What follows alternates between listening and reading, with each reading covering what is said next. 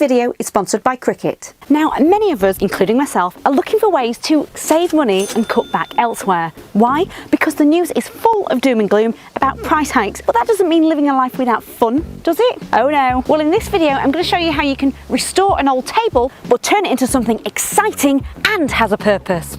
I found this old playing cards table. Sure, it's got cool folding legs, but it's bowing, rusty, wobbly. I ripped off the old green felt, unscrewed some hinges, probably used to mount it elsewhere, and started stripping back the varnish. I always favour a carbide scraper over sanding because there's less dust, you don't need to plug it in, no vibrations, no ear defenders needed, no need to sharpen it, and the fact that it drastically cuts down sanding time is always a winner in my eyes. For any crevices around folding mechanisms, I used a wire brush. Then I could remove the hardboard table and use some nail pliers. Ah, yes. Oh, and get rid of the bowing support. And the old hinges had left scars, and some quick setting wood filler did the trick. I just left it for about half an hour before sanding it flat. Next I had to adjust the height on the radial arm saw so I could cut a rebate on both ends of the new tabletop support piece and then glue it on.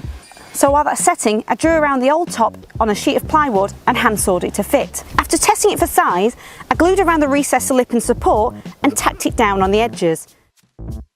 And the next morning, it was around this time that I realised I had a problem though, because when I closed the legs, they didn't completely go all the way down. But before I tackle that, first let's paint the whole thing grey with chalk paint so that can dry while I tinker around with the rest of it. But I definitely didn't paint the top because I've got plans for that. Right, back to the folding legs. I set up a straight edge and used my plunge router with a rebate bit, but because they're tapered, I also needed a plane to hand plane until they perfectly matched.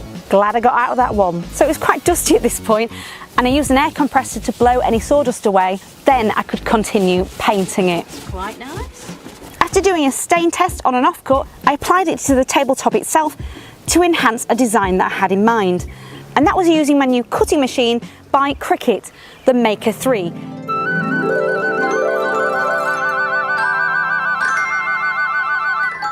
It engraves, draws, cuts loads of different materials, cardstock, leather, fabric. The most popular you've probably seen is vinyl, but I wanted to do something different with veneer and wood.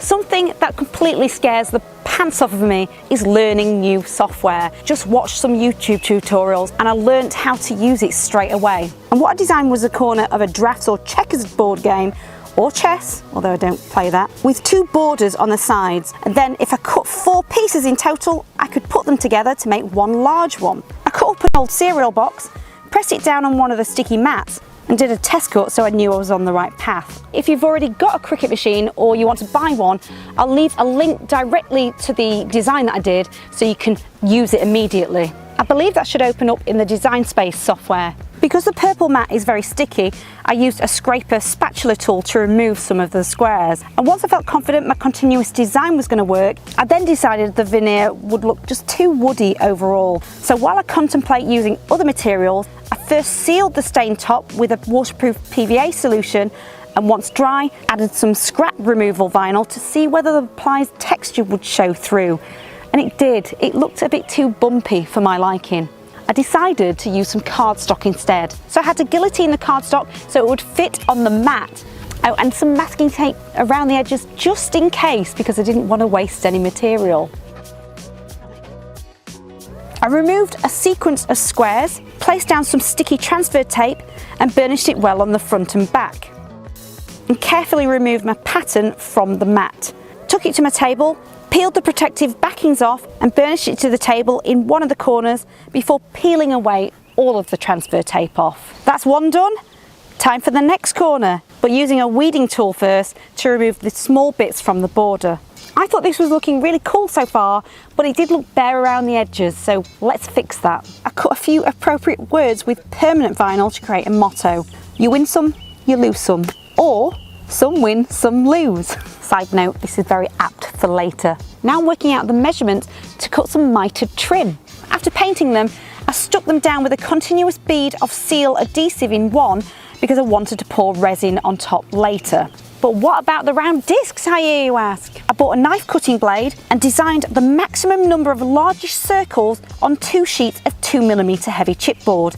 And this probably took about 13 passes, 20 minutes each. I'm not throwing that away. I think that could be a cool picture frame. Or maybe Connect 4. After cutting 2 different coloured vinyl circles and sticking them down to each one, I thought they were a bit thin, so I doubled them up with some double-sided sticky tape. Now, I've heard a saying that when TV goes horribly wrong, it's really entertaining for you, and well, I blooming well hope so. When it came to the resin, I watched endless amount of YouTube videos telling me how pure silicone stops leaks. So not fully trusting my initial bead, I ran some clear silicone around the edges of the trim and wiped them away. And after leaving it 24 hours for it to set and making sure it was dust free and the table was level, I mixed a 2-to-1 resin in a plastic jug for about 3 minutes and poured on top. It was a bit of a panic at first because initially I thought I haven't mixed enough here, but I used a foaming pad to brush it around. But that silicone, it was actually repelling the resin, meaning the resin was pulling away, creating gaps. And I had about 30 minutes handling time. I was just constantly pushing the resin towards the trim. And after 10 minutes into overtime, I had to just walk away and cross my fingers and pour myself a gin. Now, putting my hurt feelings aside, because I've slept on it since, I think it turned out pretty cool.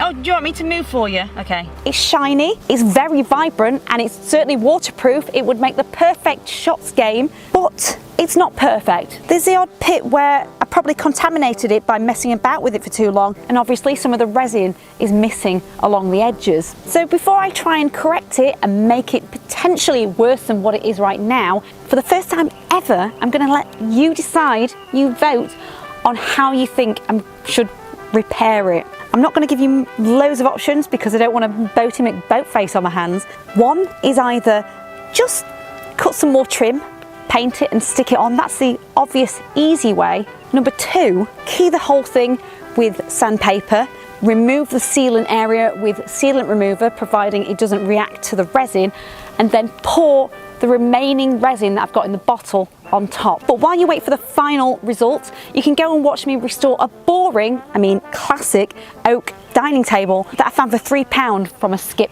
shop.